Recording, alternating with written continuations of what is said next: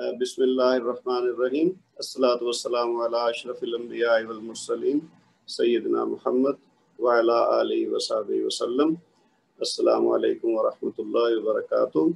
हमने 4 लेसन कर लिए हैं, जिसमें हमने जितनी चीज़ें अभी बड़े बुनियादी तरीके हमने सीखे हैं, कुछ बहुत ही आसान किस्म के होंगे, आगे वाले भी आसान ही, लेकिन ये निस्बतन ज़्यादा चूँकि बुनियादी चीज़ें हैं और इनके बारे में हमें ज़्यादा प्रॉब्लम नहीं है, तो अल्फ़ाबेट्स या उनकी जो है ना आवाज़ क्या होती है या उनके साथ ज़बर ज़ेर पेश जो हरकत जब इस्तेमाल होती हैं, तो ये ऐसी चीज़ें हैं जिनमें हमें ज़्यादा प्रॉब्लम नहीं है और ज़्यादातर लोग इन चीज़ों से पहले वाकिफ़ हैं। जो हम आगे बढ़ेंगे तो कुछ चीज़ें मुमकिन आपके लिए ऐसी आएँ कि जो हम तजवीद के लिहाज से कुरान पाक पढ़ते हुए उनको इतना ज़्यादा अहमियत नहीं देते या हमारे इल्म में नहीं है, तो उन पे हमने काबू पाना है। और ये सीख कर जब हम पूरा कर लेंगे सारे कवायद को 14-15 लेसन के बाद, तो फिर हम इसको इंशाअल्लाह ताला एक अलहदा क्लास में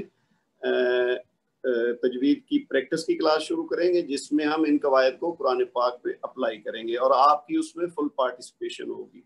लेसन नंबर 5, इसमें 3 चीज़ें हैं। पहली चीज़ असल में 2 हैं, जो पहला हिस्सा है उसमें 2 आगे फिर सब कैटेगरी कह लें आप कि हम 2 शक्लें इसमें हैं या 2 किस्में हैं। एक को कहते हैं हमज़तुल असल और दूसरे को कहते हैं हमज़तुल वसल। तीसरी चीज़ जो हम पढ़ेंगे इस लेसन में वो है नून कुतनी।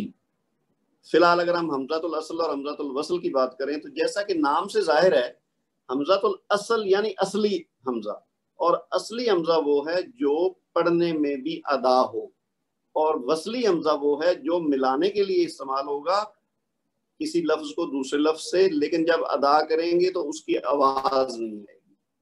अब इन दोनों को हम ये इसका फर्क समझने के लिए देखें, इसकी मिसालें भी देखते हैं। जो कलमा का इब्तदाई मगर बुनियादी हिस्सा हो जिसके बगैर कलमा कायम ना रह सके तो वो हमज़तुल असल है। ऐसा हमजा लिखने और पढ़ने दोनों सूरतों में मौजूद होगा। जैसे अब ये मिसालें हैं। अबुन, अब ये हमजा जो पहला है इसको हमने अदा करना है, लिखने में भी है और पढ़ने में भी है। यानी किसी लफ्ज के शुरू में अगर हमजा आ रहा है तो वो तो उसका हमज़तुल असल है ही, वो जरूर अदा होगा। कोई भी इसम हो उससे पहले अगर हमजा आ रहा है, वो यानी स्टार्ट अगर हमजा से हो रहा है तो वो उसका हमज़तुल असल है, यानी असली हमजा है। जो आपकी स्क्रीन पे नजर आ रही है मिसालें, ये सारी की सारी हमज़तुल असल की ही मिसालें हैं। जैसे ये पहला अगर देखें, अबुन, अखुन, अन, अना, इन्नी, इज़ा, इला, उलाइका, इन्नी, आलमु। अब ये 2 अल्फाज हैं लेकिन दोनों में हमज़तुल असल ही है। इन्नी का भी हमजा पढ़ा जाएगा, आलमु का भी पढ़ा जाएगा।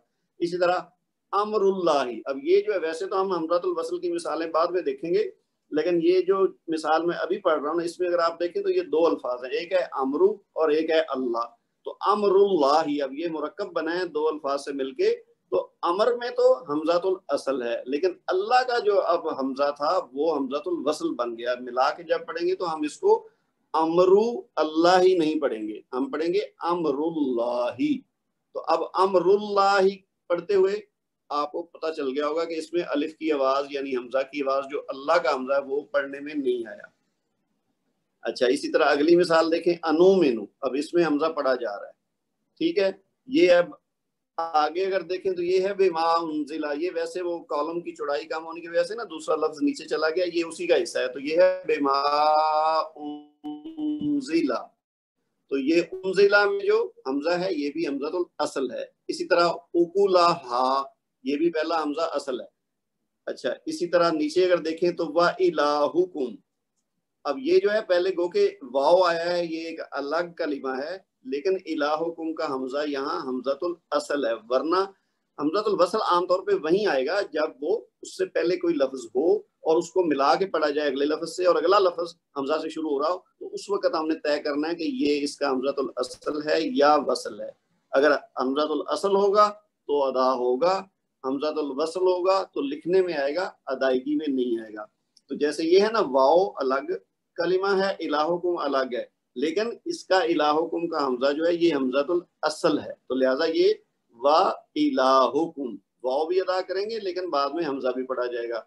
इसी तरह आगे अगर देखें तो ये है इलाहुम वाहिद, تو یہ پہلے والا جو حمزہ ہے یہ ادا ہوگا، لیکن واحد جو واو کے بعد ہے نا حمزہ، وہ بلکہ الف ہے، کیونکہ اس پہ کوئی حرکت نہیں ہے، لہذا وہ حمزہ ہے ہی نہیں، اس کو نہ ہم حمزۃ الاصل کہیں گے نہ ہم حمزۃ الوصل کہیں گے۔ جیسے ہم پہلے پڑھ چکے ہیں نا، الف تب تک الف ہے جب تک اس پہ کوئی حرکت نہیں ہے، جو ہی اس پہ کوئی حرکت آئے گی، وہ زبر ہو، زیر ہو، پیش ہو یا جزم ہو، تو پھر وہ حمزہ کہلائے گا۔ تو یہ جو واحد ہے نا، اس کے اندر جو الف ہے یہ حمزہ نہیں ہے، تو لہذا یہ حمزۃ الاصل یا حمزۃ الوصل کا اس سے تعلق ہی نہیں ہے۔ اسی طرح اگلا حصہ اگر آپ دیکھیں تو یہ ہے لا اکراہ۔ اب یہ اکراہ حمزہ سے شروع ہو رہا ہے، دوسرا لفظ ہے اس جملے میں، لیکن یہ حمزۃ الاصل ہے، اس لیے یہ پڑھا جا رہا ہے۔ پھر آگے اکرمکم میں تو ویسے ہی وہ چونکہ سٹارٹ ہو رہا ہے حمزہ سے، تو یہ بھی حمزۃ الاصل ہے۔ اسی طرح اسم کبیر، یہ اب اس میں بھی اسم میں حمزہ جو ہے یہ اصلی ہے۔ اسی طرح انا، اس میں بھی حمزۃ الاصل ہے۔ تو یہ وہ اس کی مثالیں ہوں گی حمزۃ الاصل کی۔ پھر آگے ایک اور لائن دیا تو یہ آپ خود بھی دیکھ سکتے ہیں، جیسے ابصارہم، پھر اصابعہم، اسی طرح اور ہیں ابلیسا، پھر امواتا، ابا اثقالہا، یہ سارے جو ہیں یہ حمزۃ الاصل ہیں۔ اب اگر ہم اس کو کمپیئر کریں گے نا جب حمزۃ الوصل سے، تو پھر دونوں کا فرق بھی واضح ہو جائے گا اور دونوں چیزیں آپ کو سمجھ بھی آسانی سے آ جائیں گی۔ اچھا جی، اگلے پیج پہ اگر آپ دیکھیں تو یہ ابھی تک تو وہ حمزۃ الاصل کی ہی مثالیں چل رہی ہیں۔ اجرہو، ٹھیک ہے جی، یہ بھی حمزۃ الاصل ہے۔ اجمعین، ازواج، احدکم، احیاء، احق، احسانا، احسن، احل لکم، اصلاح، امتا اور امرا، یہ ساری جو جتنے بھی یہاں الفاظ استعمال ہوئے ہیں، اچھا یہ قرآن پاک سے لیے گئے ہیں، اور ان کے پہلے جو حمزہ ہے وہ حمزہ اصلی ہے، اور یہ جو نیچے ان کے چھوٹے فونٹ میں لکھا گیا نا، یہ ان کی سورت کا نام اور آگے آیت نمبر ہے۔ جیسے اجرہو ہے تو یہ البقرہ سورہ کا نام ہے اور 112 نمبر آیت ہے، تو یہ آپ وہاں یعنی قرآن پاک کھول کے وہاں یہ چیک بھی کر سکتے ہیں۔ اچھا، یہ اب تک ہوگی بات حمزۃ الاصل کی۔ اب اگر ہم حمزۃ الوصل کی بات کریں، اچھا وصل کا لفظ ہم اردو میں بھی استعمال کرتے ہیں، ٹھیک ہے نا، ہجر کا مطلب علیحدگی اور وصل کا مطلب جدائی، وصال بھی ہم کہتے ہیں، تو یہ اسی سے ہے۔ وصل کا مطلب ملانا، تو حمزۃ الوصل وہ حمزہ ہے جو کسی چیز کو ملائے، یعنی دو الفاظ یا دو کلمات جب آپس میں ملیں گے، ملا کے پڑھے جائیں گے، تو ان کے بیچ میں اگر ایسا حمزہ آ رہا ہے جو پڑھنے میں نہیں آ رہا تو وہ حمزۃ الوصل ہے، ٹھیک ہے، دوسرے کلمہ کے شروع میں ہوتا ہے، اور جب پہلے کلمہ سے ملا کر پڑھتے ہیں تو یہ پڑھا تو نہیں جاتا مگر لکھا جاتا ہے، جس کی وجہ سے اسے حمزۃ الوصل کہتے ہیں۔ اب جیسے یہ پہلی مثال آپ دیکھ لیں، اس میں دی گئی ہے، یہ سورہ فاتحہ ہے، اور اس کو ہم سارے ہی زبانی یاد کر چکے ہیں، ہم نماز میں بھی پڑھتے ہیں ڈیلی کئی بار۔ تو یہ ہے اہدنا، اگر ہم الگ الگ دیکھیں تو یہ ہے اہدنا، الصراط اور المستقیم۔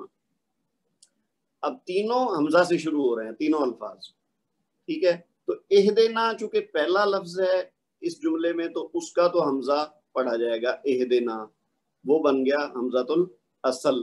لیکن جو الصراط ہے اور المستقیمہ ہے، یہ علیحدہ علیحدہ اگر لفظ ہم ادا کریں تو پھر تو ان کا حمزۃ الاصل ہے، اس کے بغیر ہم نہیں پڑھیں گے، لیکن جب ہم ملا کے پڑھیں گے تو یہ حمزۃ الوصل بن جائے گا، کیونکہ پڑھنے میں نہیں آئے گا۔ جیسے اگر میں پڑھوں اہدنا الصراط، اب نون جو ہے اہدنا کا نون وہ ڈائریکٹ مل رہا ہے الصراط کا صاد سے، تو بیچ میں جو حمزہ ہے وہ گر گیا ہے، نہ اس میں حمزہ کی آواز آئی ہے بلکہ لام کی بھی نہیں آئی۔ لام کی آواز اس لیے نہیں آئی کہ یہ شمسی ہے صاد، یہ اب وہ یعنی پچھلا جو لیسن ہم نے پڑھا ہے، جو پچھلا ہمارا لیکچر تھا 4 نمبر، اس کی بات یہاں استعمال ہو رہی ہے کہ شمسی اور قمری کا ہم نے فرق کیا دیکھا تھا کہ اگر شمسی حرف ہوگا تو پھر الف لام میں لام نہیں پڑھا جائے گا، اور اگر قمری ہوگا تو پھر وہ والا لام بھی پڑھا جائے گا۔ ابھی اس کی کوئی مثال آگے قمری والی آئے گی تو وہ میں آپ کو بتاؤں گا، تو پھر آپ کو فرق مزید واضح ہو جائے گا۔ تو یہ کیا ہو گیا، اہدنا الصراط المستقیم، تو نہ الصراط کا حمزہ پڑھا جائے گا نہ المستقیمہ کا حمزہ پڑھا جائے گا جب ہم ملا کے پڑھیں گے اہدنا الصراط المستقیمہ۔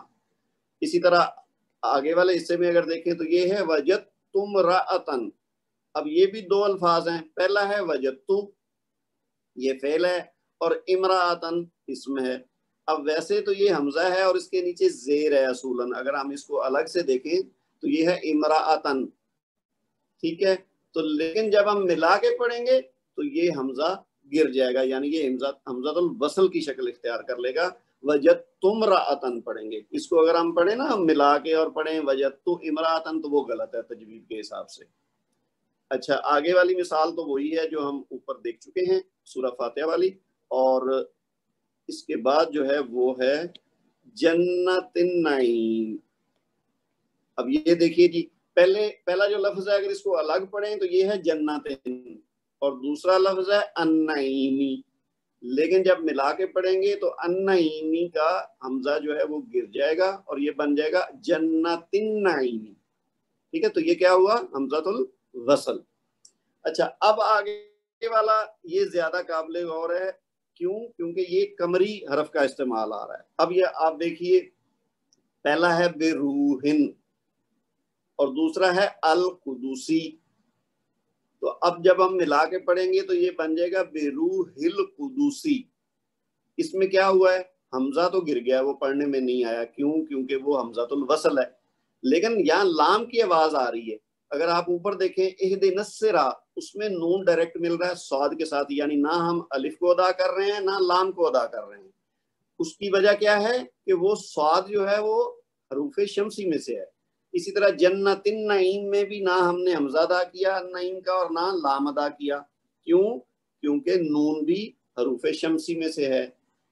اسی طرح جو اور اگر مثال ایسی کوئی اوپر دیکھیں گے تو وہ بھی آپ کو واضح ہو جائے گی کہ جو حروف شمسی میں سے ہے وہ ادا نہیں ہوگا۔ مثلا اگر پہلے والے حصے میں دیکھیں نا، اس میں تو اہدنا الصراط المستقیم، اب اس میں دونوں چیزیں ایک ہی جملے میں آ گئی۔ الصراط میں جو صاد ہے وہ شمسی ہے اور المستقیم میں میم جو ہے وہ قمری ہے، ٹھیک ہے، تو اب الصراط میں الف اور لام دونوں گر رہے ہیں، پڑھنے میں نہیں آ رہے، جبکہ المستقیم میں صرف حمزہ گر رہا ہے حمزۃ الوصل ہونے کی وجہ سے، لیکن لام کی ادائیگی ہو رہی ہے۔ اس لام کی ادائیگی اس کا اپنا کچھ نہیں ہے کہ جو کوئی وجہ ہو کہ جی وہ ادا ہو رہا ہے، بلکہ وہ آگے والا جو حرف ہے نا وہ طے کر رہا ہے، یعنی الصراط میں صاد طے کرے گا کہ جی لام ادا ہونا ہے یا نہیں، اور المستقیم میں میم طے کرے گا کہ جی یہ اس سے پہلے والا لام ادا ہونا ہے یا نہیں۔ تو ہم نے یہ دیکھنا ہے کہ کون سا حرف شمسی ہے اور کون سا حرف قمری ہے۔ اس کو یاد رکھنے کے لیے وہی طریقہ حق کا خوف عجب غم ہے، یعنی وہ 14 حروف ہمارے ذہن میں آ جائیں گے۔ اب میم چونکہ اس کے اندر ہے تو لہذا یہ حروف قمری میں سے ہے تو اس کا لام پڑا جائے گا، جبکہ الصراط میں صاد جو ہے وہ حروف قمری میں نہیں ہے بلکہ حروف شمسی میں ہے، تو لہذا اس کا لام ادا نہیں کیا جائے گا۔ تو آپ دیکھیے اہدنا الصراط المستقیم، تو طا کے بعد لام کو ہم ادا کریں گے، طا لام کے ساتھ ملے گا۔ اچھا ہمارے ہاں آسانی یہ ہے کیونکہ جو قرآن پاک چھاپتے ہیں پاکستان، انڈیا اور ایسے ہمارے جو اجمی ممالک ہیں جو لوگ عربی سے واقف نہیں ہیں، تو ان کو بھی چونکہ اس بات کا پورا ادراک ہے کہ لوگ تجوید کے قواعد سے یا تو مکمل طور پر ہی واقف نہیں ہیں یا اچھی طرح واقف نہیں ہیں اکثریت لوگوں کی، تو لہٰذا وہ قرآن پاک کی چھپائی میں اس بات کا اہتمام کرتے ہیں کہ اس طرح سے اس پہ حرکات لگائی جائیں کہ تاکہ پڑھنے والا اگر تجوید کے قاعدے کو نہیں بھی جانتا تو وہ غلطی نہ کرے یا کم سے کم کرے۔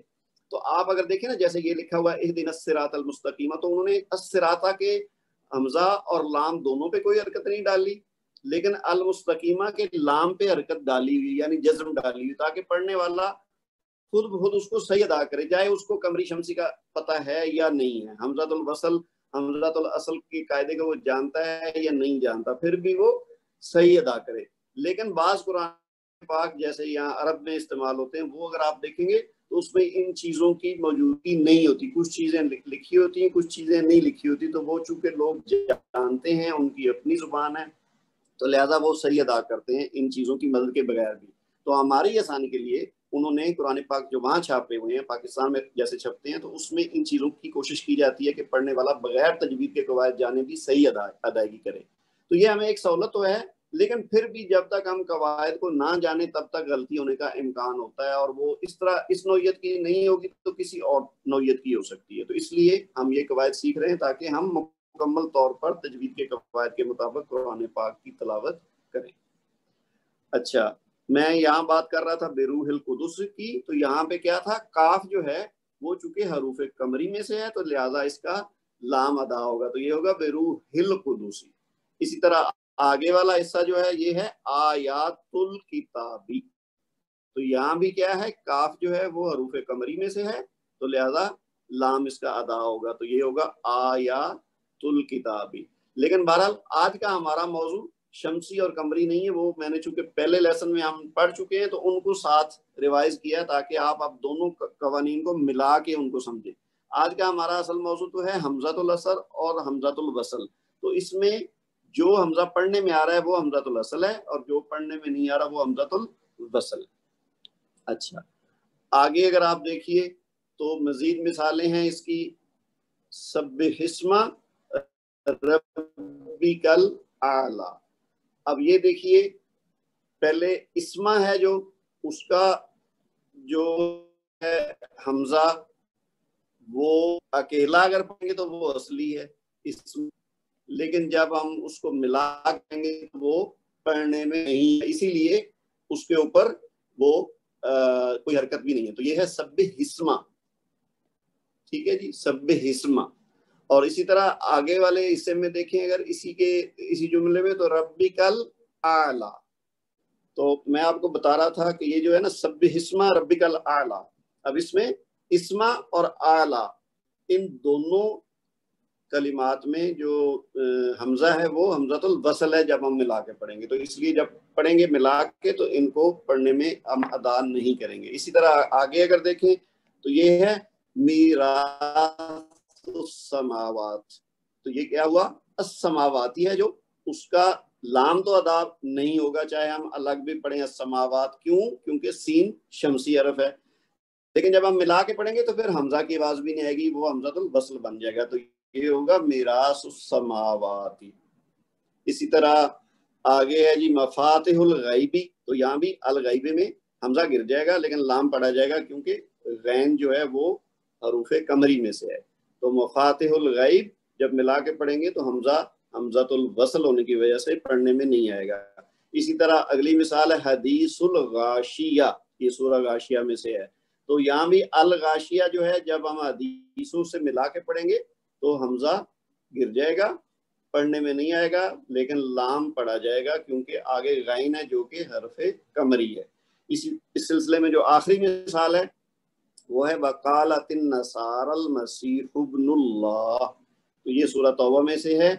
اس میں کیا ہے جی، النصارى، المسیح، ابن اور اللہ، یہ چار کلمات ہیں جو کہ حمزہ سے شروع ہو رہے ہیں، لیکن جب ہم ملا کے پڑھیں گے تو پھر کیا ہوگا، وقالت النصارى المسیح ابن اللہ.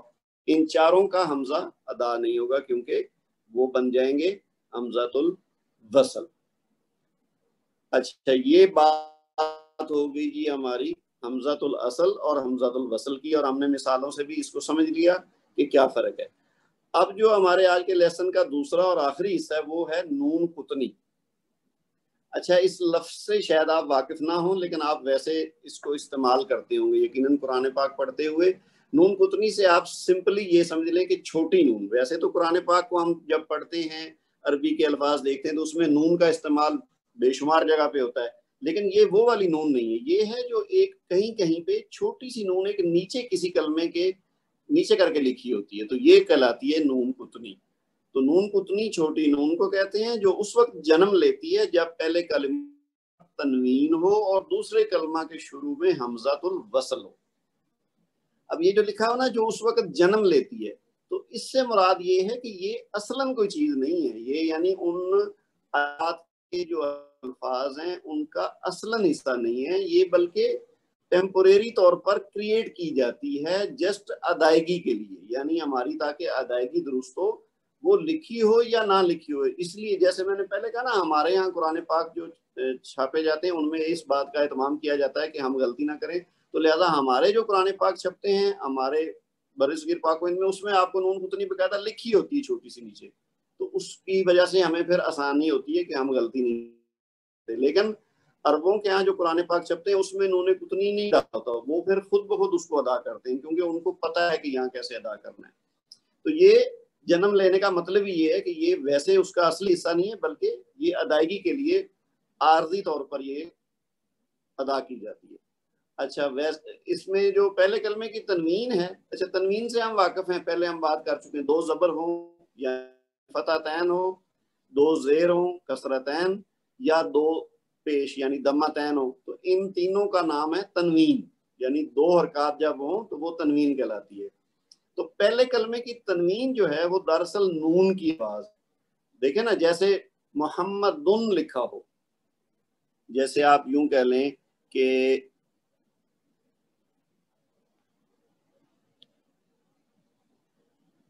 मैं अगर यहाँ पे लिख दूं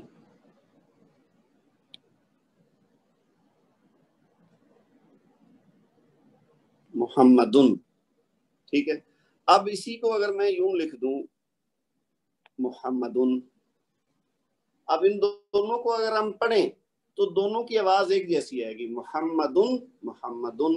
फर्क क्या है? लिखने में फर्क आ रहा है कि दाल के ऊपर दो पेश लगी हुई हैं पहले हिस्से में, जबकि दूसरे हिस्से में दाल के ऊपर पेश है एक और उसके बाद नून डाली हुई है। तो लेकिन पढ़ने के लिहाज से आवाज जो अगर बंदा सुन रहा है वो अगर देख नहीं रहा कि क्या लिखा हुआ, अगर मैं बोल रहा हूँ मोहम्मदुन ऊपर वाला बोलूं या नीचे वाला, तो सुनने वाले के कानों तक एक ही आवाज पहुंचेगी।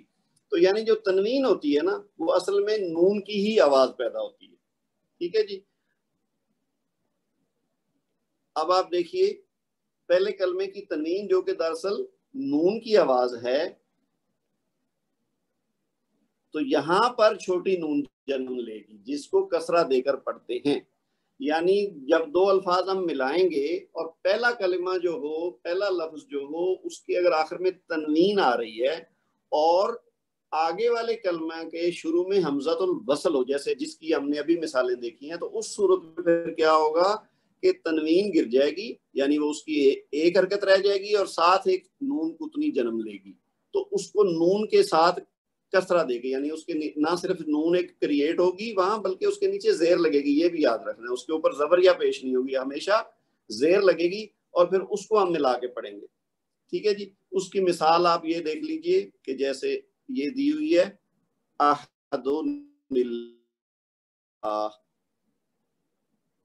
अब ये वैसे जो है ना टाइपिंग एरर एक तरह से आप समझ लें, क्योंकि नून का साइज यहाँ काफी बड़ा है, ये यूं लग रहा है कि जैसे ये उसका हिस्सा है, असल में ये छोटी नून डालनी चाहिए नीचे करके, यानी दाल के बाद छोटी सी नून ऐसे होनी चाहिए और उसके नीचे जेर हो, तो फिर वो सही है, क्योंकि इससे यूं लग रहा है कि जैसे नून इसका हिस्सा है।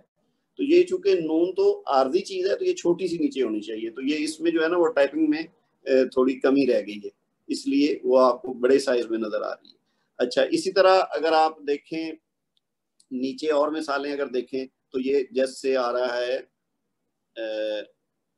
खैरन और अलवसियतु, अब खैर और नल वसीया तो मिला के पढ़ा जाएगा, तो उसका क्या सबब बना है? जैसे आप दूसरे कॉलम में अगर आप देखें तो ये है खैरा, पहले था खैरन, ठीक है, उसको हमने क्या किया, खैरा दो जबर की बजाय एक जबर कर दी और उसके बाद छोटी सी नून लगाई और उसके नीचे जेर लगाई, और अल वसीया तो वैसे का वैसा रह गया जैसे पहले था।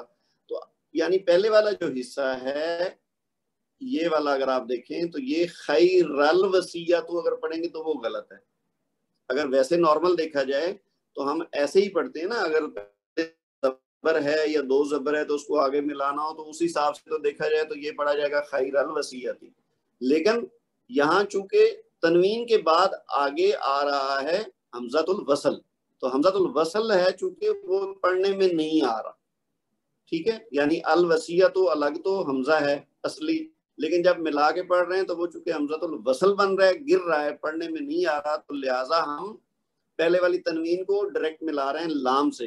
तो उसको डायरेक्ट नहीं मिलाएंगे बल्कि बीच में नून कुतनी पैदा होगी और हम पढ़ेंगे खैरा निल वसीया तो। अच्छा, इस चीज को कोई ज्यादा आप ऐसा कोई मुश्किल ना समझिएगा कि ये कोई ऐसी टफ चीज है या कोई ये बहुत ही कोई टेक्निकल चीज है, ये हम ऑलरेडी آلموسٹ 90% یا اس سے زیادہ لوگ صحیح ادا کرتے ہیں. اس کی وجہ میں نے پہلے بتایا نا کہ قرآن پاک ہمارے ہاں جو چھپتا ہے اس میں یہ چیز کا خیال کیا گیا, اس میں آلریڈی ڈالی ہوتی ہے, تو ہم قانون کو جانے ہوئے یا بغیر جانے ہوئے اس کو صحیح ادا کرتے ہیں. لیکن اب آپ کو یہ پتا چل رہا ہے کہ یہ اصل میں کیوں ہوتی ہے. یہ یعنی اصلاً ان الفاظ کا حصہ نہیں ہے, بلکہ یہ عارضی چیز ہے جو تجوید کے لحاظ سے صحیح ادائیگی کرنے کے لیے پیدا ہوتی ہے. تو یہ کیا ہوگا, تنوین ہلکی ہو جائے گی, یعنی 2 زبر ہوں یا 2 پیش ہوں یا 2 زیر ہوں, ان میں سے ایک حرکت رہ جائے گی, اور اگلے لفظ سے پہلے چھوٹی نون کریٹ کریں گے اور اس کے نیچے زیر لگا دیں گے. بات بڑی سمپل سی ہے, میں ذرا بار بار اس کو اس لیے کہہ رہا ہوں کہ اگر جن لوگوں کے لیے یہ نئی چیز ہے تو وہ اچھی طرح اس کو سمجھ لیں. اب دوسری چیز آپ دیکھیے, نیچے اگر دیکھیں نوحن اور ابنہ, یہ اب 2 الفاظ ہیں, ٹھیک ہے جی. نوحن پہلا لفظ ہے اور دوسرا ہے ابنہ. تو اس میں بھی کیا ہوگا, دوسرے کالم میں اگر آپ دیکھیں کہ چونکہ ابنہ کا حمزہ جو ہے وہ حمزہ الوصل ہے, جب ملا کے پڑھیں گے تو وہ بولا نہیں جائے گا, تو لہٰذا کیا ہوگا, نوح نبنہ, نوح نبنہ, یعنی اس حصے میں اگر آپ دیکھیں تو یہ بنا نوح نبنہ, یعنی ہن کی بجائے ہو, یعنی 2 پیش تو تھی وہ 1 پیش رہ گئی, اور ابنہ سے پہلے نون کتنی بنی جس کے نیچے زیر لگی, تو یہ پڑھا جائے گا نوح ابنہ, ٹھیک ہے جی. اسی طرح یہ ویسے ہمارا جو نون کتنی کے ساتھ ہی ہمارا یہ ٹاپک بھی پورا ہو گیا, اور آگے کچھ مثالیں مزید اس کی دی گئی. آپ یہ دیکھیے جی, اگلے پیج پہ اسی نون کتنی کی مزید مثالیں ہیں تاکہ زیادہ واضح ہو جائے کہ یہ کیسے ادا ہوگی. یہ دیکھیے جی, پہلا لفظ ہے قدیرن اور اگلا لفظ ہے اللذی, ٹھیک ہے. اب قدیرن اپنی جگہ پہ اگر پڑھیں تو ایسے ہی پڑھا جائے گا, اور اللذی پڑھیں گے تو اس کا حمزہ بھی پڑھا جائے گا, لیکن اگر ملا کے پڑھیں گے تو یہ قدیر اللذی نہیں پڑھیں گے, وہ غلط ہو جائے گا. تو اس کو ہم کیا کریں گے, قدیرو, یعنی 2 پیش کی بجائے 1 پیش ہو گئی, اور اس کے بعد ہم کیا کریں گے, اس میں نون کتنی پیدا کریں گے اور پھر اللذی کے ساتھ ملا کے پڑھیں گے. کیسے, قدیرو نلذی. اسی طرح نیچے اگر آپ آ جائیں تو یہ ہے مریبن اللذی, لیکن ملا کے پڑھیں گے تو مریبی نلذی, یعنی چاہے 2 پیش ہوں, چاہے 2 زبر ہوں, چاہے 2 زیر ہوں, ان میں سے ایک گرا دینی ہے, اور اس کے بعد نون کتنی کے نیچے زیر لگا کے اگلے لفظ کے ساتھ ملا دینا ہے حمزہ الوصل کو گرا کے. اگلی تیسری مثال دیکھیے اس پیج پہ, بزینتن اور الکواکبی. تو یہاں بھی چونکہ تنوین ہے پہلے لفظ کے آخر میں, تو کیا ہوگا, بزینتی ہو جائے گا, اور نیل کواکبی, بزینت نیل کواکبی. اسی طرح آگے دیکھ لیجئے جمیعن اللذی, تو جمیعان اللذی, یعنی جمیعن کی بجائے جمیعہ ہو جائے گا کیونکہ 1 زبر رہ جائے گی, اور اللذی کو ساتھ جب ملائیں گے تو نون کے ساتھ. اسی طرح اگلی لائن میں دیکھیے عزیزن اور ابنو, لیکن جب ملا کے پڑھیں گے تو یہ بنے گا یہ ہے عزیزن, یہ ویسے عزیزن ہونا چاہیے, یا یہ پھر عزیرو ہوگا. یہ میرے حل کو ٹائپنگ ایرر ہے, لیکن بہرحال ہم جو اصول سمجھ رہے ہیں نا وہ یہی ہے کہ اس کی تنوین کو گرا دیں گے, ہلکا کر دیں گے. گرانا سے مراد تو یہ ہے کہ ختم ہو جائے گی, لیکن ہلکا کرنا سے مراد یہ ہے کہ اس کی آدھی چیز رہ جائے گی. تو یہ عزیزو نبنو. اسی طرح جو آخری مثال ہے وہ دیکھیے یومئذن المستقر, تو یومئذن المستقر, یعنی یومئذن کی بجائے یومئذی ہو گیا, اور المستقر سے پہلے نون لگائیں گے اور اس کو لام کے ساتھ ملا دیں گے, تو یہ بن جائے گا یومئذن المستقر. تو یہ بات ہوگی جی ہماری نون کتنی کی. اس کے ساتھ ہمارا جو آج کا لیسن ہے یہ پورا ہو گیا.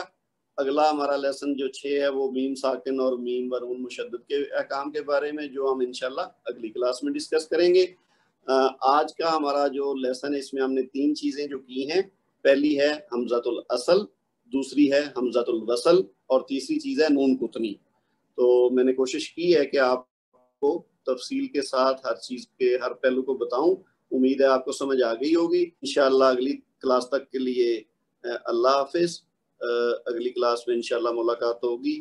سبحانک اللہم و بحمدک لا الہ الا انت استغفرک و اتوب الیک۔ السلام علیکم ورحمۃ اللہ وبرکاتہ۔